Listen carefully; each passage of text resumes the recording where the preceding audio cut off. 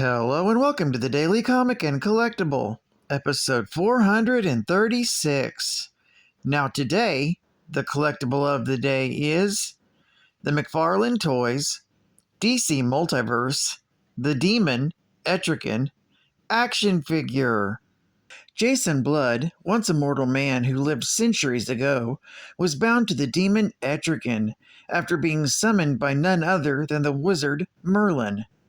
Jason was rendered immortal and granted the ability to swap places with his demonic counterpart upon saying the magic words. Though Jason tried many times to exert his will over Etrigan while he transformed, the demon was too powerful to be completely contained.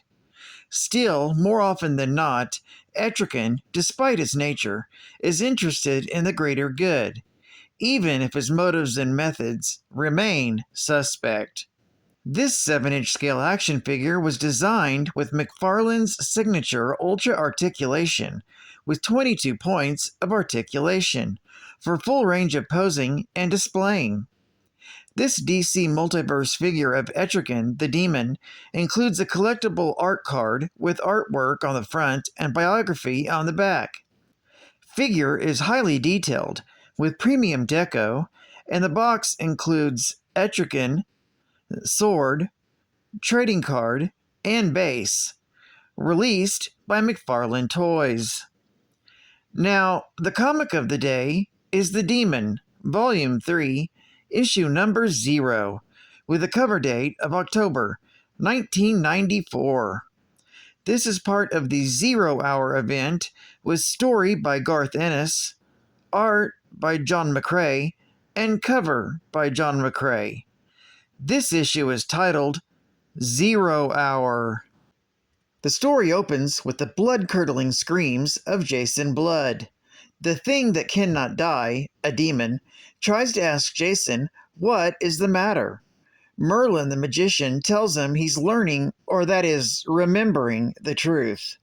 He accuses Merlin of poisoning and scheming against Jason, but Merlin insists that Jason took the magic elixir of his own free will and even empowered it with his own magic so that every barrier would be brought down so that he would know everything that he's done as both Jason and Etrigan over the past 11 centuries.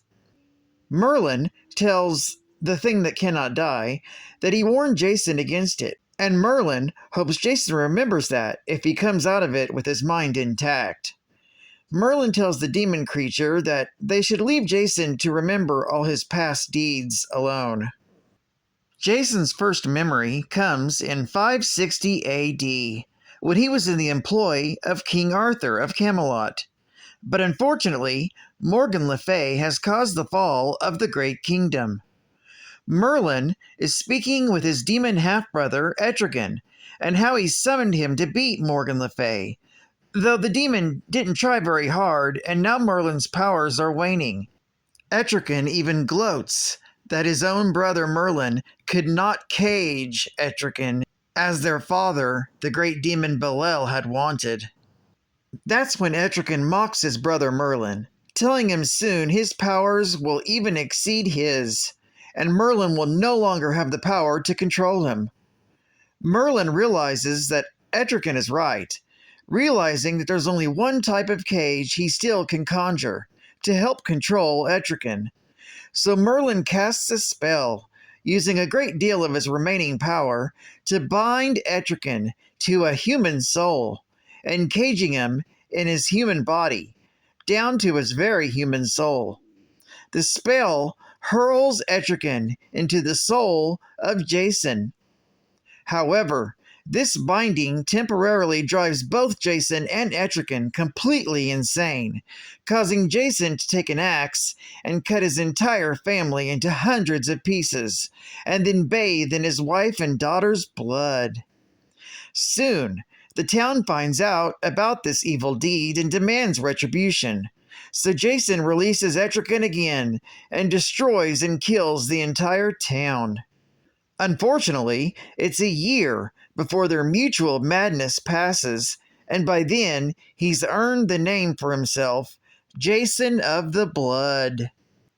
Unfortunately, The next memory then floods his mind. After the years of torment, listening and dealing with Etrigan in his own mind, he did something he never thought he was capable of. He made a deal, a pact. In exchange for the riches and power along with eternal life, he will allow Etrigan to have fun, as he puts it. Jason had no idea he was capable of this, but people do change. That's when he realizes that his relationship with Etrigan has been mutually beneficial. Unfortunately, Jason's memories come hard and fast. From the murder of a cardinal and the stolen wealth from Jerusalem in 1199 AD to the date of July 1917 during World War I, where Jason promises to use his magic to stop the bombings by Germany's Zeppelins and to break the trench stalemate across the World War I front lines. After quite a show by Jason and Etrigan destroying the Zeppelins over London, Mayor Courtney told England to give him the ends of the earth and anything else they could think of. Come August 1st of that same year, 1917, Jason did as promised and completely destroyed and killed the entire German front lines. Unfortunately, Etrigan released a demon horde to have his fun by destroying the English soldiers now advancing to take the German trenches. The demons held Jason back while every last English soldier was slaughtered. It's then Jason realizes he's been responsible for the death of 10,000 men. Now, he's back in the present, to his new reality.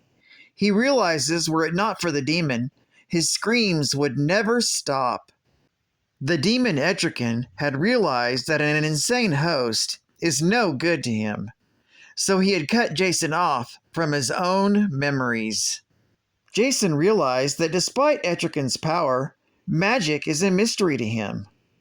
All Etrigan was able to do was to cast a blanket spell, erasing everything from Merlin joining them together and beyond.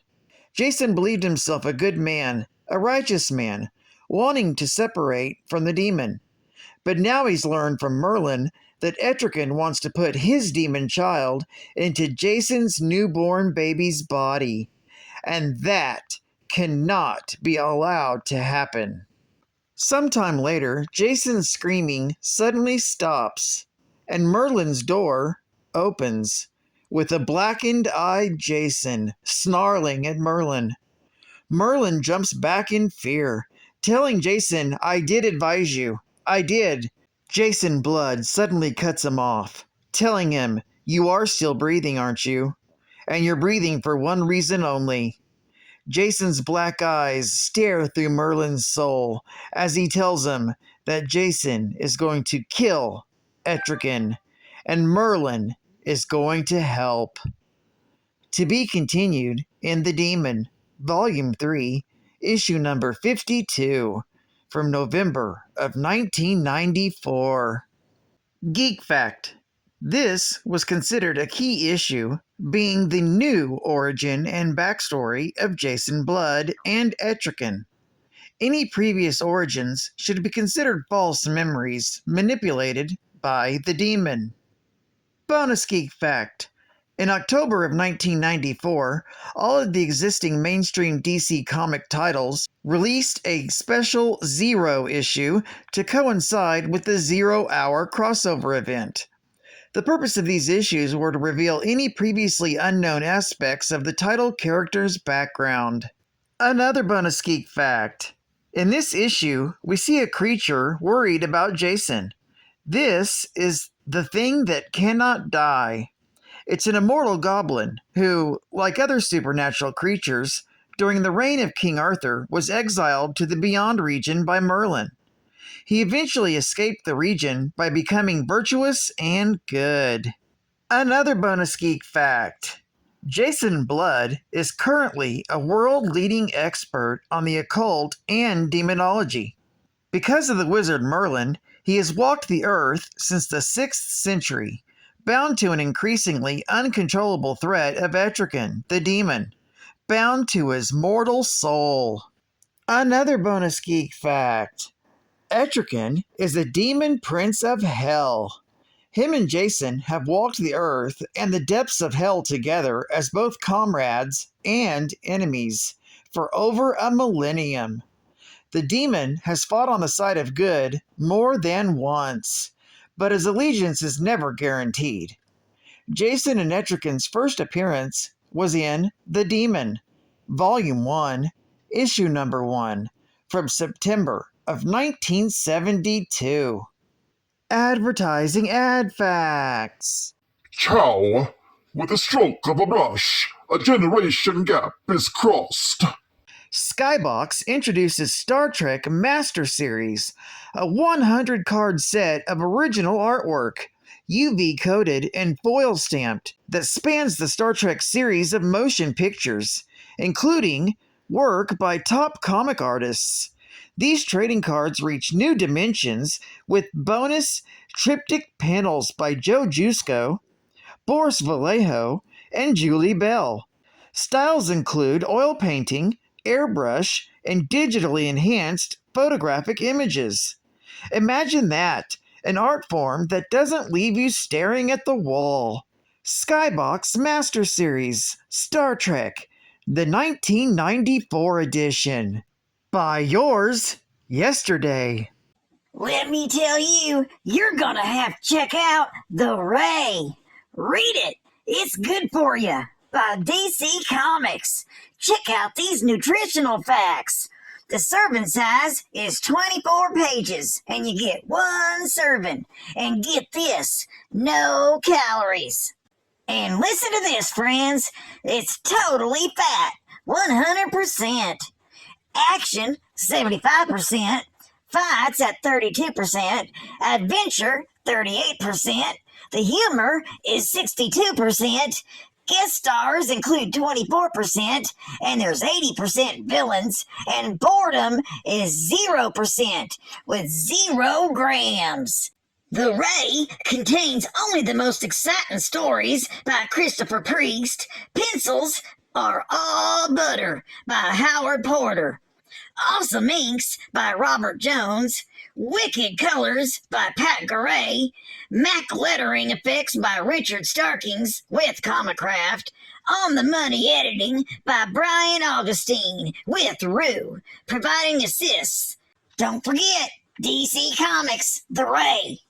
Get yours today! New from DC Comics, a new ongoing series starting in October. When all else fails, it's time to pray.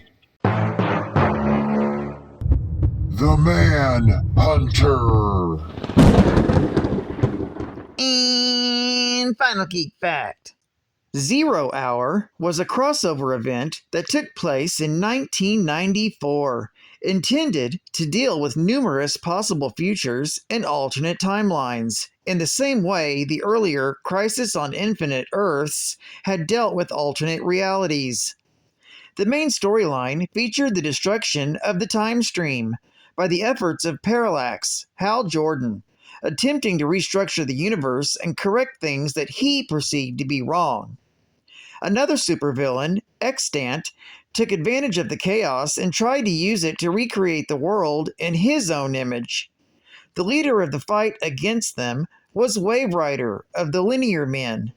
The conflict resulted in an entirely new Big Bang, which rebooted the entire DC universe with subtle differences. This served as an opportunity to clear up continuity problems and fix plot elements and pieces of history that no longer worked well. Well, I'd like to thank you for joining me for another Daily Comic and Collectible, and I hope to see you again tomorrow. This is Cat Fan Comics Man, and I'll catch you on the flip. Over and out.